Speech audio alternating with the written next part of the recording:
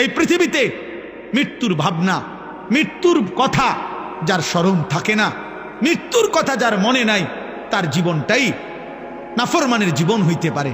কোনো ইমানদার অথবা কোনো বিবেকবান যে চোখের সামনে মৃত্যু দেখছে, সে অহংকার করে কেমনে? যে চোখের সামনে অনিশ্চিত মৃত্যু দেখে, সে দুনিয়া নিয়া এত পাগল পারা হয় কেমন? আল্লাহ বলেন আমার সামনে মাথা নুয়ে থাকবে আর বলবে আল্লাহ আমি সব দেখছি, জাহান্নামের আযাব দেখছি, আমার দুনিয়ায় ফেরত দেন।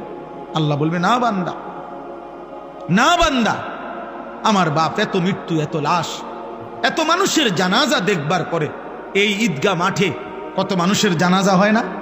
কথা বলেন না? আপনাদের কবরস্থান নাই? এখানে একজন মানুষ আছেন যে কোনোদিন কবর দেখেন নাই? বলে না ভাই? একজন মানুষ আছে যে কখনো লাশ দেখে নাই, কোনো জানাজা পড়ে নাই? এত মৃত্যু, এত লাশ, এত জানাজা, আমাদের একটা বারও যদি আখেরাত মনে না করায়, এর কেমন শক্ত পাষাণ দিল হইল বাপ। এই যুবক ভাই, রাত অনেক হয়েছে আব্বা, তোমরা যে কয়জন আছো আমি হাত জোড় করে দোস্ত আমার বলি না বাপ, কেমনে তুমি এত মৃত্যু দেখে, তোমার পূর্বপুরুষের কেউ দুনিয়ায় নাই, তুমি এক ওয়াক্ত নামাজ পড়ো না, এত শক্ত, এত পাষাণ কেমনে হইল আব্বা? আরে আব্বা, দুনিয়ার মেম্বার, চেয়ারম্যান, দুনিয়ার কোনো নেতা মেতার বিরোধিতা করিলে হইতে পারে সাময়িক কিছু যন্ত্রণা হইতে পারে, পেরেশানি হইতে পারে, কিন্তু এত বড় সৃষ্টিকর্তার নাফরমানি করে যাবা কোথায়? যাবা কোথায় বাপ? একটা ছেলে বলো, একজন বাবা বলেন আজকে 30 বছর যারা সুদ খাইতেছেন, প্রতিদিন যাদের ঘরে রঙিন টেলিভিশন চলে, যাদের স্ত্রী ছেলে মেয়ে নামাজ পড়ে না, আপনি বলেন না আব্বা এগুলা কি গুনাহ না? কথা বলেন না কেন?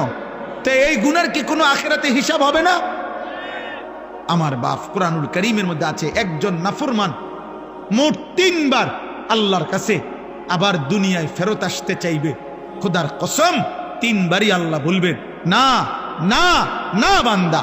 একবার যখন জান কবজের সময় হয়, আজরাইলের ভয়ানক এই বিভৎস কুৎসিত চেহারা দেখে নাফরমান চিৎকার দিয়া বলবে, পৃথিবীবাসী শুনবে না।